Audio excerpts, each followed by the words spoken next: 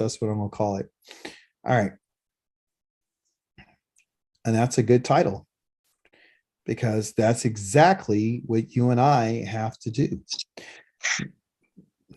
Does anyone have any questions from last week's Torah portion that they didn't get a chance to ask and want an answer? That's what I'm going to call it. All right. Huh?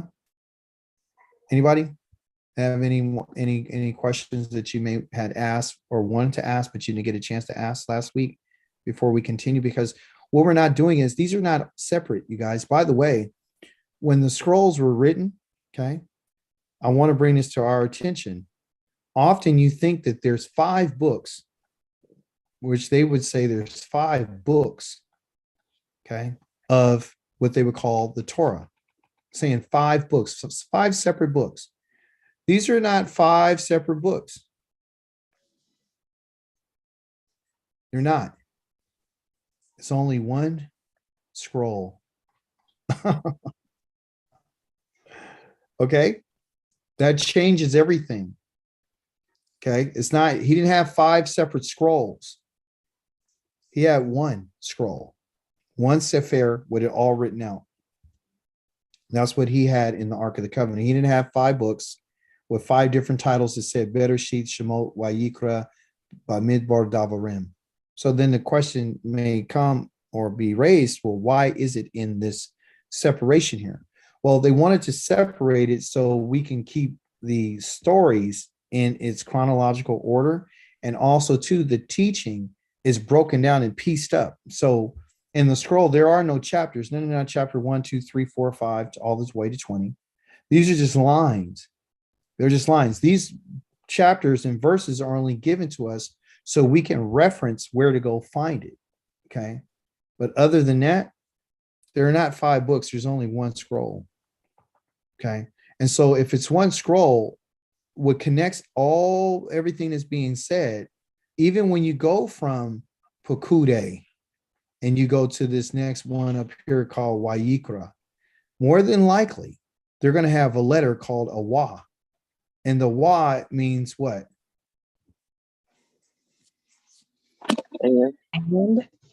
Tent peg.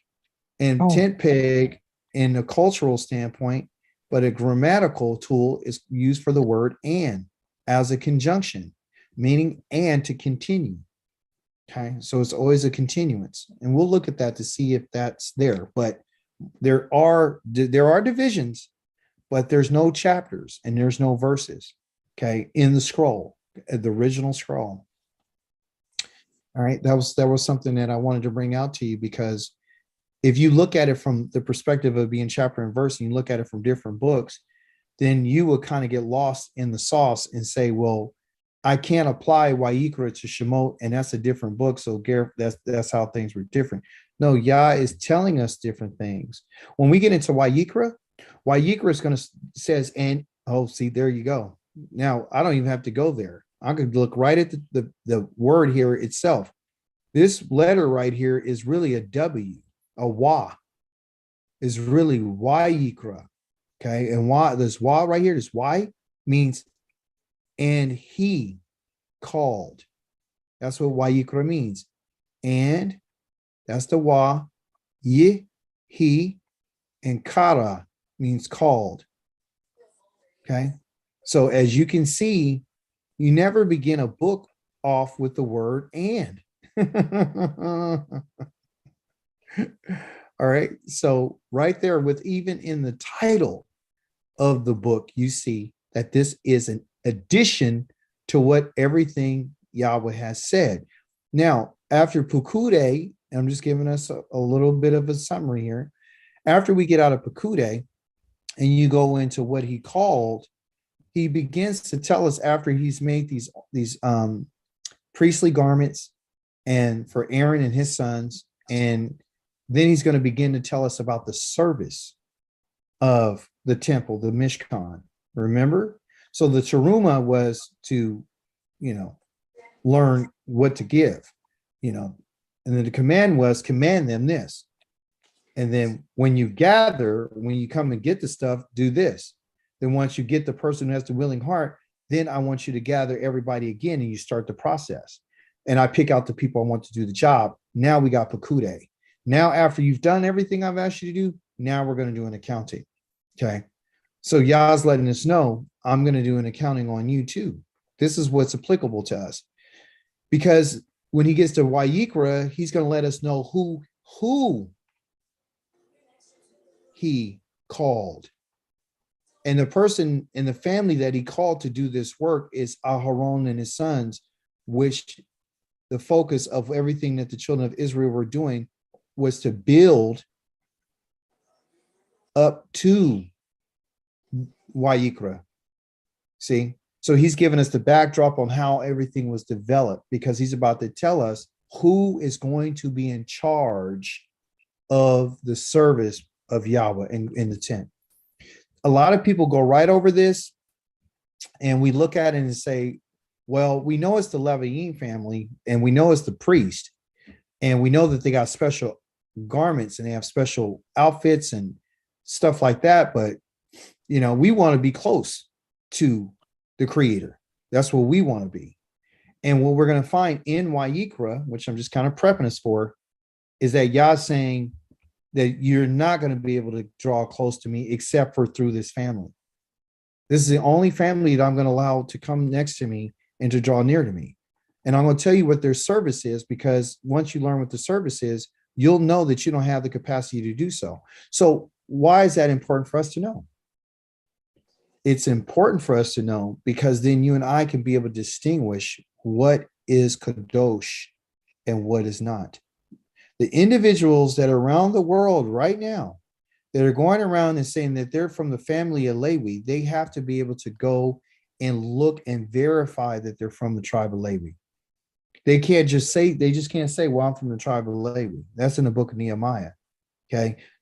Someone just can't say something. I can't just come up. I would like to think that I'm from the tribe of Judah because of all the history that says we were scattered here. There's some documentation, but no one really knows what family they belong to because we've all been scattered. Okay. So you don't hear people saying, I'm from the tribe of Asher. You only hear them talk about Yehuda, and you only hear them talk about maybe Levi, but you never hear them talking about, I'm from Ephraim. You get a couple of people to try to make some other people, the people, that saying that the Mexicans are from the tribe of Issachar. Then they got a 12 tribe chart and they say these people are from here and here and there. That's not true. That chart has been debunked. That's not true. Nobody knows where they're from. Nobody. Okay. So what do we do with this? Well, the reason why we don't know is because Yah wants us to accept that we've been in exile. Okay. So here it is. Bukude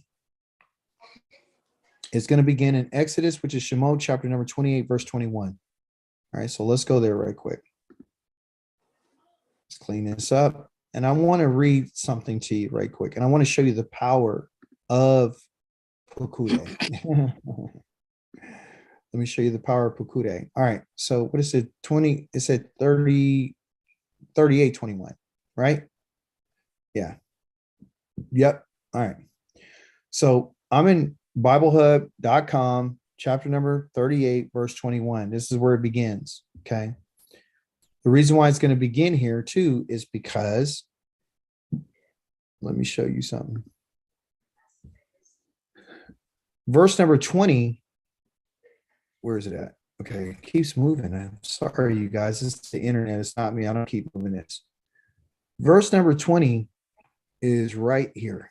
And over here is this little symbol right here. Okay. This symbol in a Torah scroll, that little little sign symbol that you have right there, it means something. Okay. What it means, okay, in Hebrew is called a stuma. It's a tool that tells you it's like a little gap in the words. So in the regular scroll, it'd be all the Hebrew letters. And then all of a sudden you'll see this gap, this space, probably about nine digits. Okay. It'll look like just a space.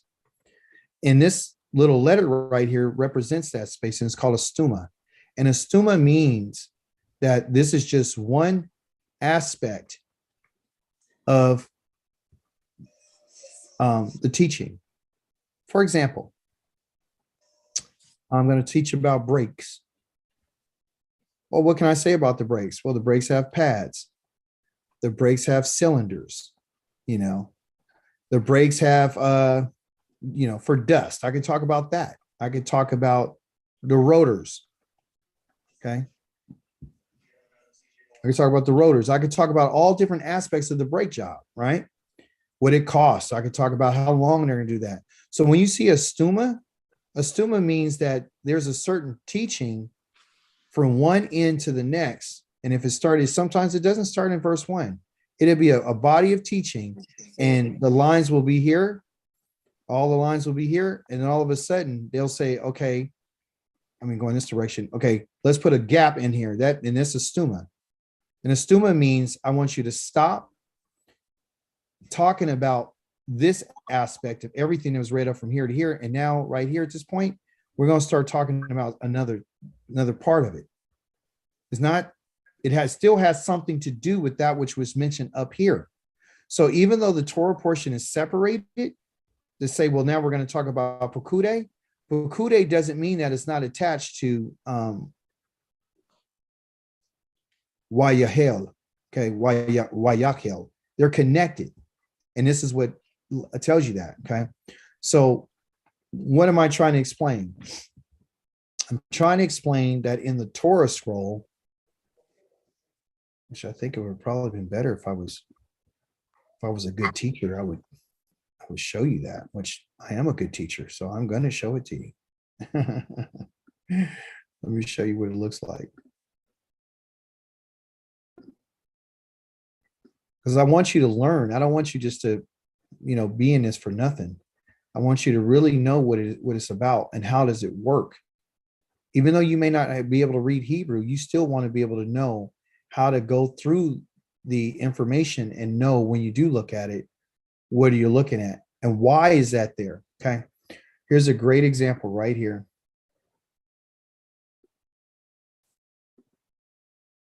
Can you see my screen? Yes.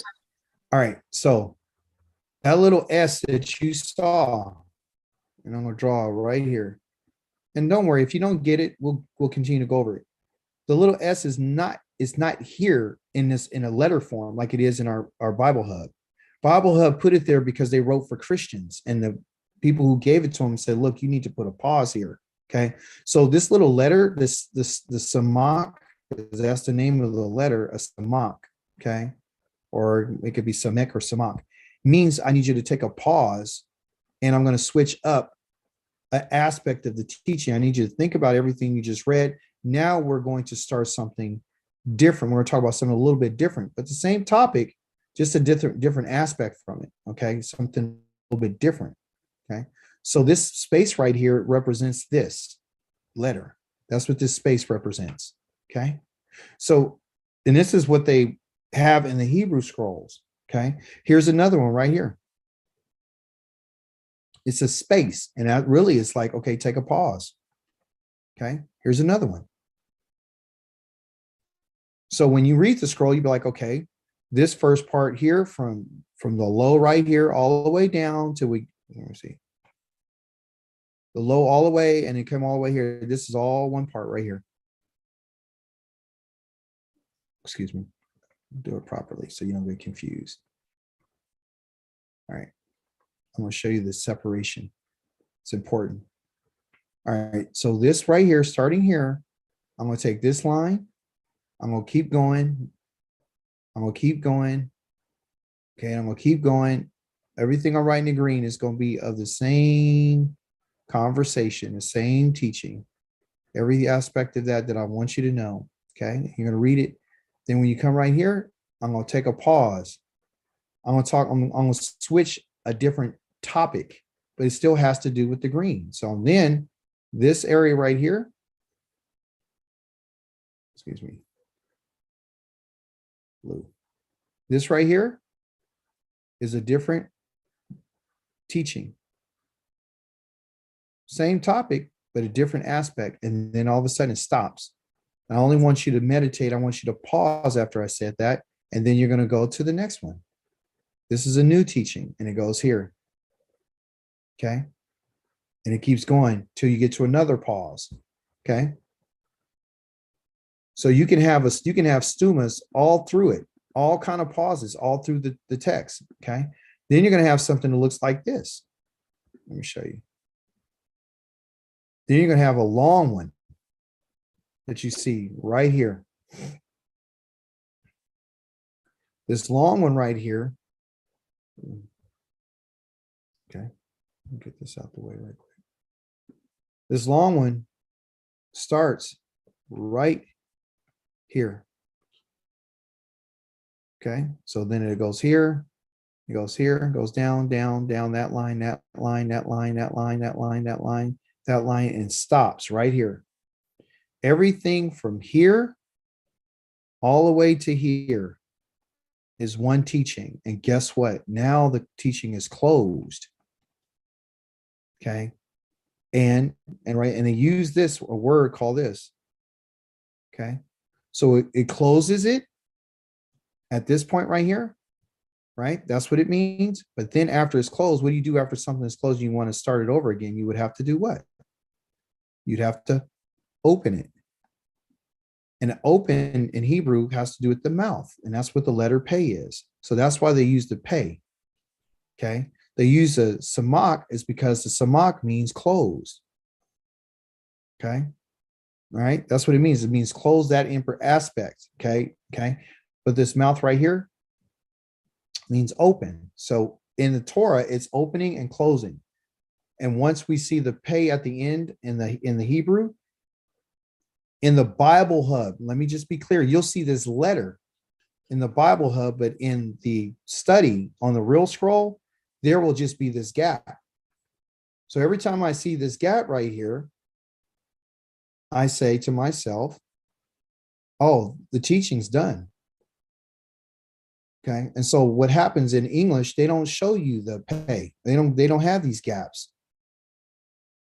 So the Bible Hub will then put a letter right there and say, okay, well, when you see this letter, that's what it means. It means that it's going to be open now to another teaching. Or when you see this letter on the Bible Hub, it means that it's closed to that aspect of the teaching. Okay.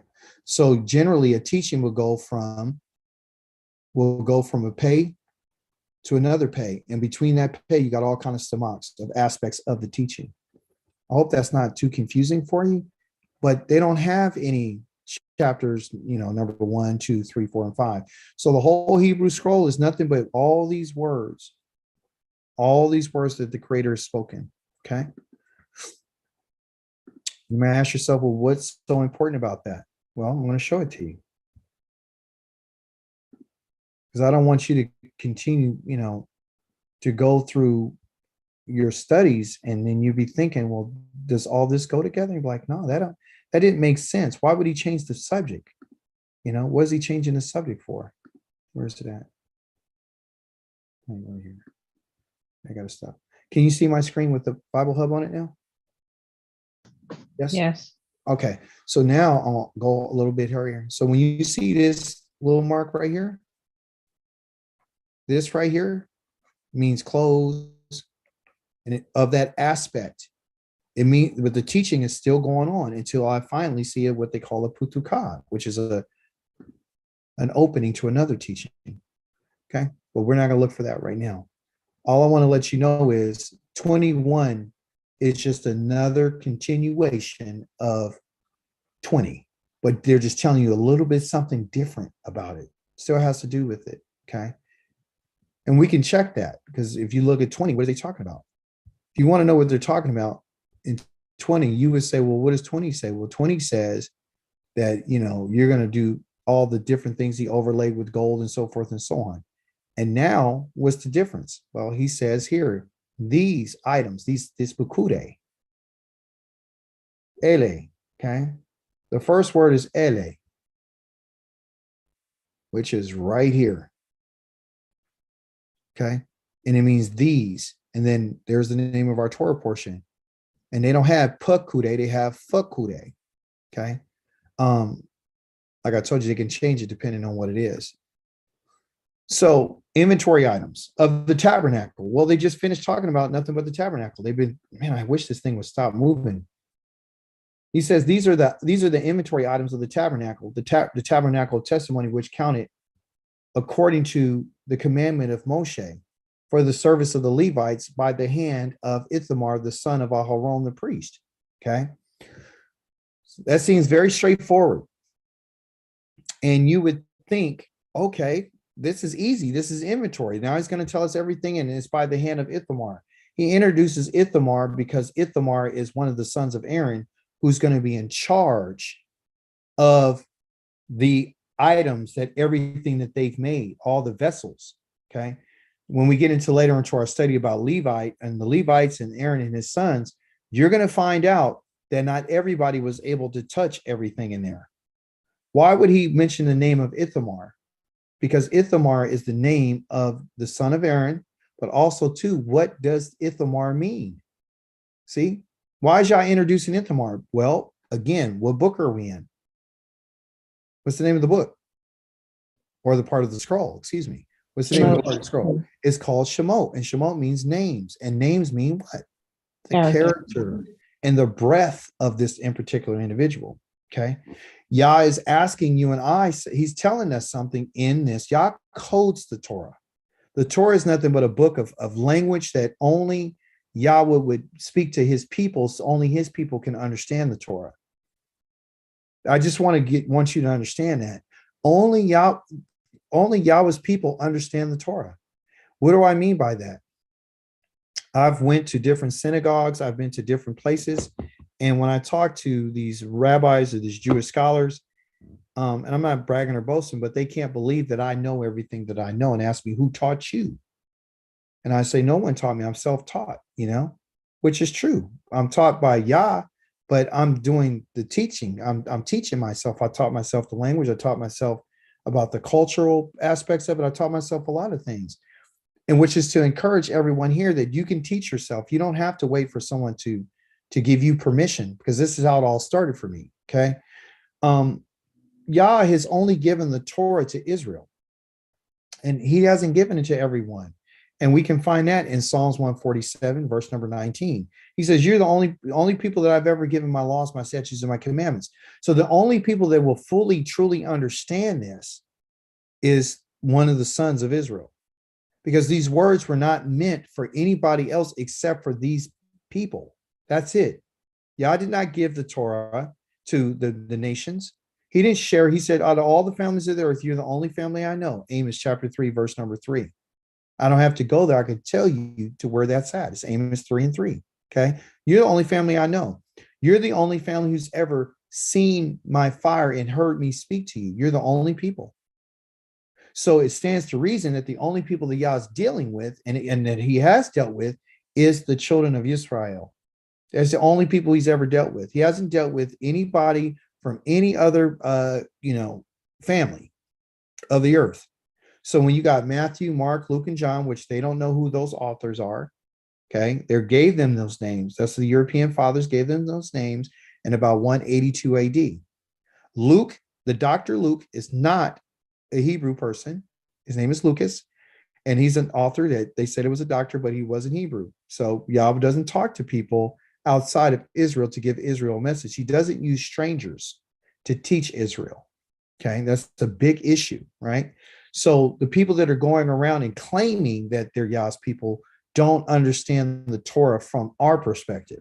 Okay, they don't relate to slavery, they relate to the Holocaust, and that's why they created that story to solidify their position and say that they're the people. If anybody else mentions that they're the people and they're not of their lineage, they're going to cut them off, like you saw what happened to Nick Cannon, and you just saw recently what happened to Whoopi Goldberg, all these kind of people, right? So I say all that to say that the words that you and I are learning are not, they're not modern Hebrew, they're biblical Hebrew, and the letters have power, and they're only going to apply to the real true children of Israel who will fully understand it.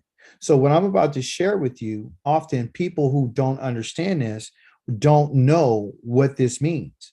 Okay. So the first word you got right here is called Ele. Okay. Somebody tell me, what does the first letter represent from an agricultural standpoint, if you can remember? Ox. That's right. It's an ox head, right? So that's what it is. It's an ox head. If my pen would behave. It's an ox head. All right. Forgive me. It's an ox head, which represents what? Strength. It's strength.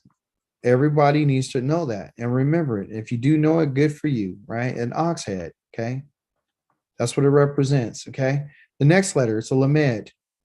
What does that represent? Authority. Shepherd staff. Yep. So you got the staff. They got it upside down to make the L, but it's really a staff. Okay. And they use the staff and its authority. Okay. So when you got this authority and the strength of the authority, okay, often they call that a yoke because that's what you do when you put it on an ox. You got to put something on his neck to harness him and to guide him to, so he's not guided with the staff like you would like a sheep. Sheep are guided with a staff. You put that to them, you poke them on the end here, you grab them by the neck with this part up here and all that. But when you're dealing with an ox, you're going to have to put the yoke across his neck and harness him in order to control him. Okay. But it means strong authority, which is the yoke, which Yah puts upon an ox, which he puts the ox to the work that he needs him to do. So when I looked at this word, I was thinking, okay, this means these. Very, it seems very straightforward. Well, there's more to this word than just these. Okay. I will recommend that you all will get a Hebrew lexicon, okay, and look up what these words mean. The author that I use is called Jeff Brenner, okay, Brenner, and I don't know. Next time I'll see if I can get a copy of it, and have you look at it. You got to get a copy of it, all right. If I can get a free copy of it, I'll send it to you because I want you to start understanding what this means. I don't ever mind sharing information with you guys. All right. So, which a lot of people don't want to do that because it takes away their so-called authority and power. But you have to be able to share information. Let me share this with you right quick. Let me see. Where is it? Hebraic roots, Hebraic photo. And where'd it go? Oh, Exodus, zoom. Oh, that's impossible. There you go.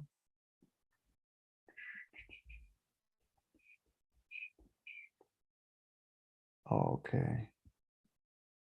I'm looking for it right quick, guys. Don't tell me I lost it. Recent. Oh, where you at?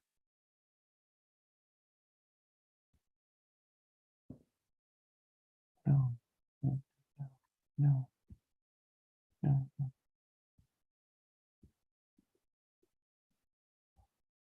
no.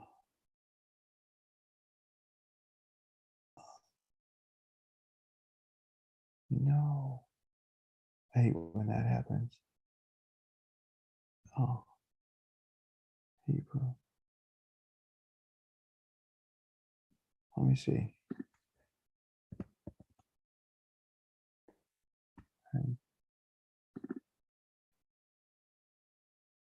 All right. There you go. I found it. Let me share it now. Okay. There we go. All right. So can you guys see my screen? Yes. All right. Yes. All right. So this in particular word for they or these, excuse me, is from this word right here. Here's the mother and father. Here's the root of the word 1104. Okay. So the word that we're talking about is ele. Okay, which is an aleph, a lamed, and an hey. Okay.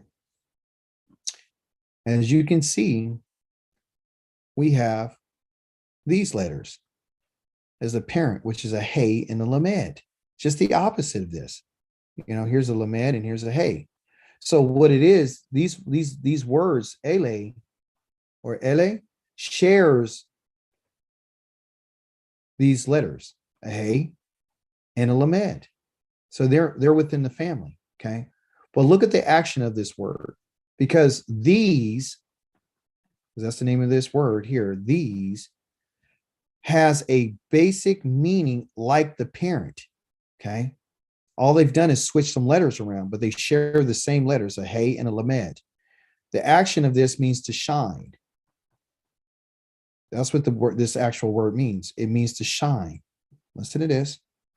And where it comes from, a concrete meaning means a star. Okay. Abstract, distance. Okay. So to shine, what a star does, a star shines.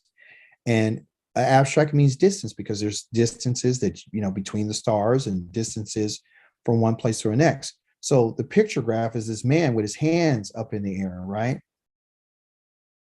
And he's looking at a great sight, like beholding, going, and then there's a lamed, which is a shepherd's staff, representing the idea of toward.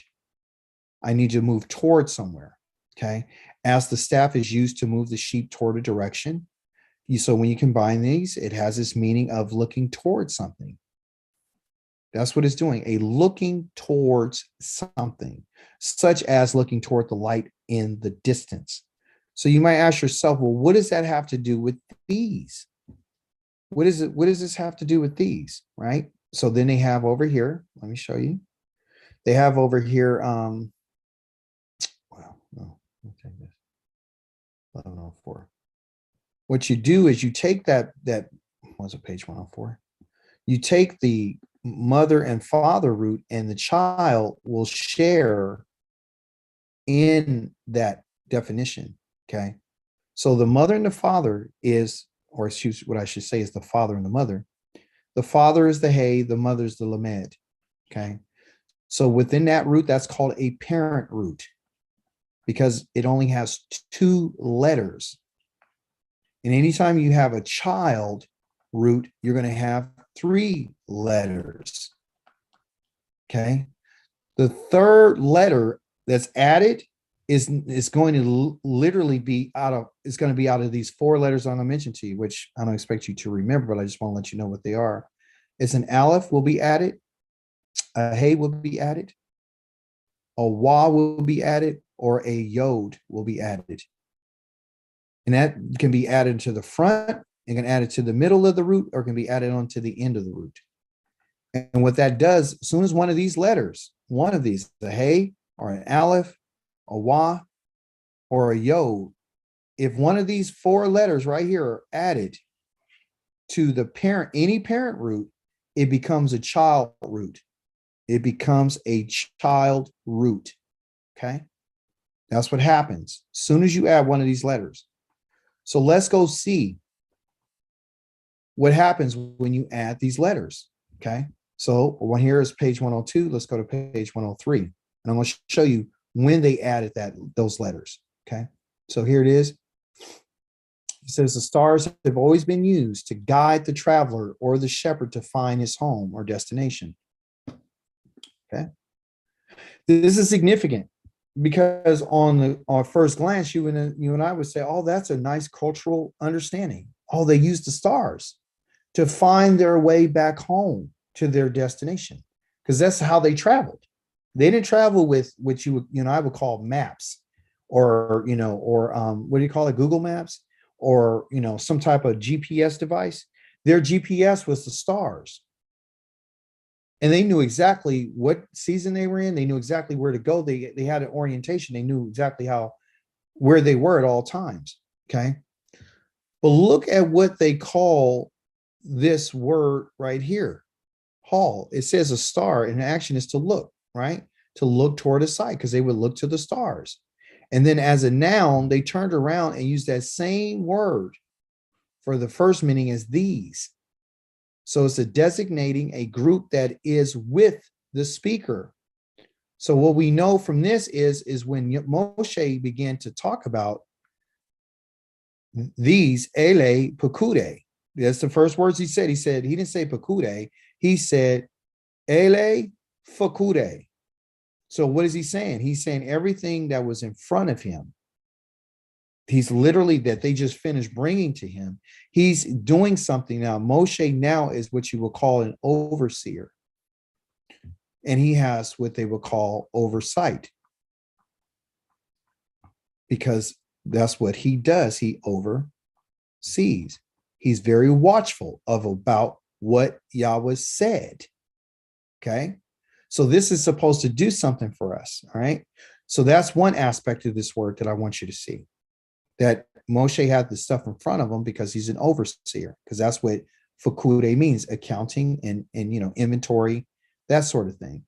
So it's a group, either it could be a group of things or a group of people, in a sense of looking toward a site, which he was doing. Okay. This man with his hands up in the air is also prefix, meaning to look. That's what the hey means. So hey again means the, right? So again, these or the, look. So when you see a hey, it literally means look, pay attention. Okay. And then of course you see the second meaning means toward. So moving towards something, to be with as an ox moves towards a destination. So now you're saying, well, what does that got to do with it? Well, because Yahweh has given Moshe this responsibility, what he's trying to do is make sure that when he told Israel what to do, it was like him yoking an ox to make sure that it travels in a direction that he wanted to. So what can we gather from this? Well, when Yah speaks to us and he's telling Moshe to tell us what to do, it's like Moshe's guiding us along the way and say, okay, I've said this.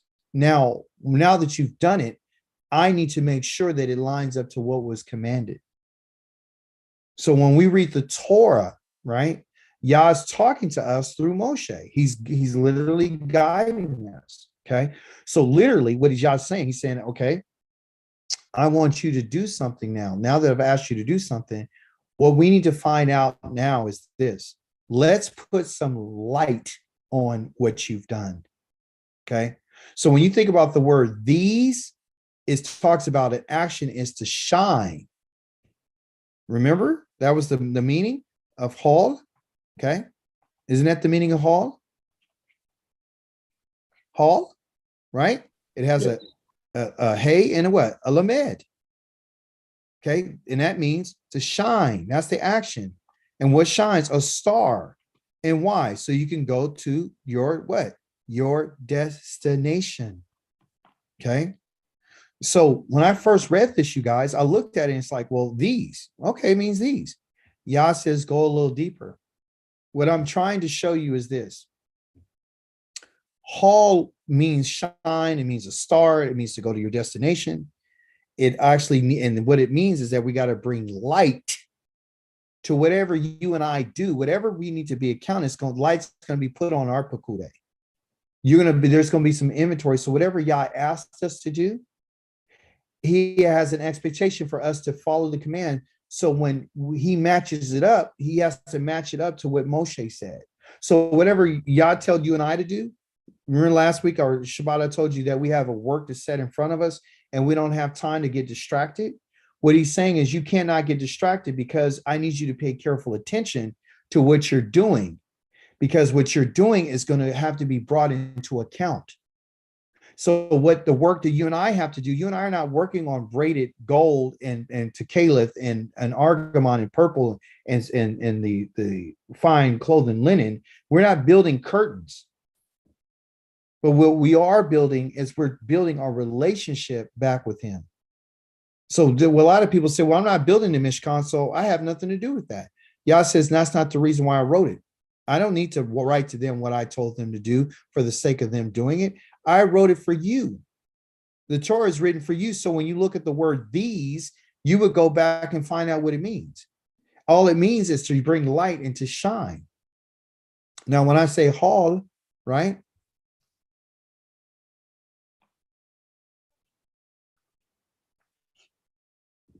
What does that just say?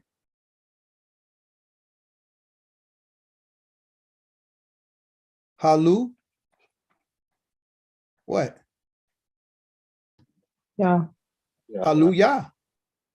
The same word that's used for these is the same word and family of words that's used for his word called hallelujah. Okay, meaning to bring light. to Yah. Okay. So what's the connection? I got excited. I shared that with you. I should have saved it to the end. So what is the connection? It is the same word that you use for shine, for a star, for these. It shares a root of the parent right here, and they put a lamed on it, and it's for shining, and it means to cause something or cause a shining of one by praising or giving thanks to another or to oneself. This is the reason why you have the word halal, okay, which is to shine or to praise, okay. But in the text and all the Psalms that we've read over the last few days, all you're going to hear is hallelujah. Okay. So what is Yah telling us about these? Or what is he telling us about praise? What is praise supposed to do? According to it's supposed to do what? According to definition. What? What'd you say, Jared? Shine the light. Shine a light on who? On Yah. On Yah. Our job is to bring light and to bring brilliance and shine and praise to Yah. And how do you and I bring that light? Giving thanks. Giving him thanks, but go a little bit deeper. Remember, here's the words of our Torah portion. Ele, meaning these, meaning to shine. Pakude. What is he saying? I'll tell you what he's saying. He's saying, bring light to what's in front of you. I'm going to put light on the accounting of everything. Whatever I told you to do, you do it. By you doing what I told you to do, that brings light to me. That's the Creator saying, to praise me. You and I can't praise Yah if you and I don't do what he asks us to do. You and I, listen, the definition of the parent is to what? What is the parent of this? Of Halu. The same parent for halal, the parent of halal for hallelujah is the same parent for here, right here. To shine as a star. To look towards something. Yah's directing us back to him, right? Through praise. Light is given to us to find our way back home. Yah is bringing light to these pukude, to our inventory, to our oversight, in order to bring us back home. So he's using the light of praise, but you can't praise Yah if you don't do what Yahweh says. Okay, I want to read something to you. I'm laughing because I've been studying. I'm like, okay, so what does all this mean? Well, he's showing me what it means. And he wants me to share it with you, that it could be found in the first word of the Torah portion is found in the first word, Ele. Could you imagine that? Who would ever thought that these means bringing light to accounting, being light to that which is oversight, bringing light to that which is going to be accountable. They had to bring this stuff before him, and Moshe had to oversee it, to inspect it, to see whether or not it fit the commandment, because it was voluntary and it was of a willingness, but it still had to fall within the specifications. You see? So when you give light to something, he wants us to shed some light on the things that you and I are doing, and that we're going to bring to him like they brought everything to him. So even though they're willing, and even though they had the heart to do it, and even though they were full of wisdom, knowledge, and understanding, Yah says, I still got to bring it. You still got to bring it to me, and I still have to oversee, and I still have to see if it meets what I told you. Okay. That's what I have to do. Okay. But there's one thing that I wanted to read before you leave. Now, you know what? I'll save it. I only have 2 minutes left. I'll save it. I'll save it for Yom Kamishi. Okay. So listen, we're building upon this thing here. Okay. So let's go over it again. The first words of the Torah portion are ele pekude. Pekude means an accounting of the inventory. That I asked you to do something, I commanded it. Now that you've done it, I need you to bring it to me. And that's what they did. They brought these things to him. Everything he commanded, they brought it to him. All right. Here we go. Let's see. Right here. They brought it to him. Where is that? Okay. These are the inventory items, the pekude of the HaMishkan, the Mishkan, the Ha'aduth of the testimony, which we know that's the words that he said, which pukad, okay, pukwad, that they counted, the same word, pukad, they counted according to what? To the commandment from the mouth of Moshe for the service, okay, the avodoth of the Haleviim, they're supposed to do the service by the hand of Yithamar, the son of Aharon, the priest. When we read this, we don't want to just go, these are the inventory items. That's English. That's not Hebrew. That doesn't give you insight into why. The word these right here means to bring light. And the things that he wanted us to bring light to are the things that have to do with what he commanded in the service of the tabernacle. If you and I were to take this little bit about Ele, of these and understanding where the root is, meaning to shine, then you should know that everything that Moshe that they brought to him, they had to put light on it to make sure that it met the specifications. Everything that you and I have to do will be mustered, okay, or it will be accounted for. It will be counted. It will be inventoried. Every aspect of our life, every detail of our life is going to be inventoried. Every part, every relationship that you have is going to be looked at. Yah's not going to allow you and I to say that we're willing only, and we're going to give him that, and then we're done. After we finish doing what he's asked us to do, he still has to bring it to an account. There still needs to be some oversight. There has to be oversight. I know a lot of us have been in different fields, and we understand the importance of what they would call, either your product inventories, but also too, quality assurance to make sure that everything is lined up the way it's supposed to be. You can't, it's like crossing all your T's and dotting all your I's.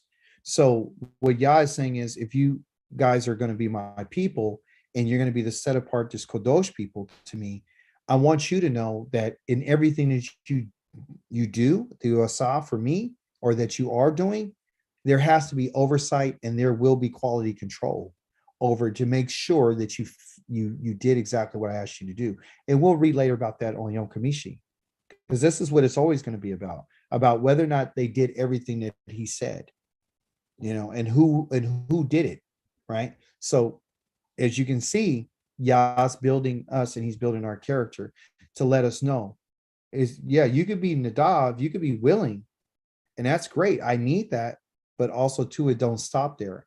It's going to start with quality assurance. It's going to start there with inventory, and I'm going to make sure that you did exactly what I asked you to do. And if you have done what I've asked you to do, then great. If you haven't done what I've asked you to do, then we're going to make some adjustments. See? So the question would be for us is, would Yah accept anything that it wasn't the way it's supposed to be? And the answer to that is no. And that's the Elohim that you and I serve. I know we were taught that the God that we thought that loved us was going to accept us for whatever in us and our stuff, our inadequacies, our deficiencies, and that stuff that we were doing was on purpose. And our Elohim is saying, I've accepted you. I knew the product I was getting when I got it. I knew what type of people you. This is not a surprise to me that you guys are stiff-necked people, and neither is it a surprise to me that you guys are going to have a hard time doing what I asked you to do. But I'm here to make sure that, so I'll give you some oversight to make sure that we get you guys where you need to be. Because all I'm looking for is for some improvement. Okay. But you got to give something. And then once you give it and I see that you want to give it, then I'll handle some of the other things. But you got to do your part and I'll do my part because this is a relationship. It's not always on Yah for everything. So Yah says, everything that I give by a command of my mouth, and they do what I ask them to do. But Yah created us to be able to make decisions. He's given us control and rulership and dominion. And he didn't give us dominion so he can have a puppet. So all he has to do is just keep, puppeteering us and having us do what he wants us to do when he makes us do it. Yah's looking for someone who can do it, who wants to do it, and then have the desire to do it. That's what he's looking for. Someone who has the desire. And then once we do it and we bring it to him, if again, going back to the story that we mentioned on Shabbat, are we going to be like Cain or are we going to be like Havel? If we find that that what we've done has not been accepted, will we cast our conscience down and our mindset and start being, angry and hostile, or will we will we receive the correction and make some adjustments? And that's what's going to set people apart, whether or not they're going to be able to do what Yah says and don't want to do what he says. Because when people find out that they're wrong, they don't want to change. They don't want to get the training and the adjustment. They want Yah to do all the work. And Yah's not doing that. Yah's letting us know by this example that after you did the work that I've asked you to do, I'm still going to bring you to an account to make sure that it's the way that I asked you to do it. Because I can't accept it if it's not the way that I've asked you to do it. Even if I equipped you to do the work, I still want to be able to do oversight. I don't let anything go. Okay. That's why Yah's not so willing to accept us back unless you and I decide that we're going to do what he says. Okay. It's not about if you and I are dirty, because when he comes and gets us, he said, you guys are profaning my name and you're unclean. It has nothing to do with that. What it has to do with is our mindset. Okay. That's what it has to do. It doesn't have to do with your living conditions. It doesn't have to do where you live, because you're scattered all over the four corners of the earth. I'm talking to the whole entire world who's on YouTube. It's because you're scattered to the four corners of the earth. That doesn't have anything to do with whether or not you have a willing mind to do what he says. A lot of people think your environment is what controls your decisions, and that's not true. It has somewhat of an impact on you, but ultimately you still can make that decision. How do you know this? Because there's people who live in bad neighborhoods and grew up under different certain circumstances, and they still end up saying, I'm going to do better and I'm going to do the right thing. Because it boils down to that individual, who that person really truly is. It comes from within. If we have a desire to do that which is good, we'll do that which is good. A person that's set and bent on doing wickedness, they're going to do what's wicked, period. And why is Yah telling us this? Because he's telling us that, listen, I'm going to have Pukude. You guys are going to have to give an account, and I'm putting an overseer over you, and an overseer that I set over you that you asked for, his name is Moshe. So what you do, well, we'll find out. I know I'm talking a lot tonight. What we'll do on Yom Kamishi is we'll find out what it is and how we should proceed in our doing, so we can make sure that we are doing what he says. Okay. So we are matching up what we're doing in our lives compared to what has already been laid out for us. As I stated in my earlier teachings, that guess what? Yah doesn't leave us out here alone not to have a recipe, tell you to figure it out on your own. He doesn't do that. He provides us what he's asked us to do. And it's our job to look at and take the command and look at it and then ask him, teach me, because I don't know. That's what Betziel and them, he gave them the spirit of wisdom, knowledge, and understanding. Yah wants to teach us, but we have to have a certain type of mindset. And that was what we call a willingness to learn. And that's what I like about our class, because that's what we do all the time. We learn. We're not here to argue and debate about, where we came from, what tribe we're from, and all this kind of thing. We're just here to find out, what did he say and how does our life line up with that? Okay. I went 5 minutes over. I try to put all I could in it, but I appreciate you guys coming tonight, and we're going to get back on this. We're going to build upon this on Yom Kamishi. All right. So until then, I say Lila Tov. Anyone have any questions or comments, statements? If not, I send you off in love. Lila Tov. Lila Tov, everybody. I'll see you on Lila Yom Kamishi.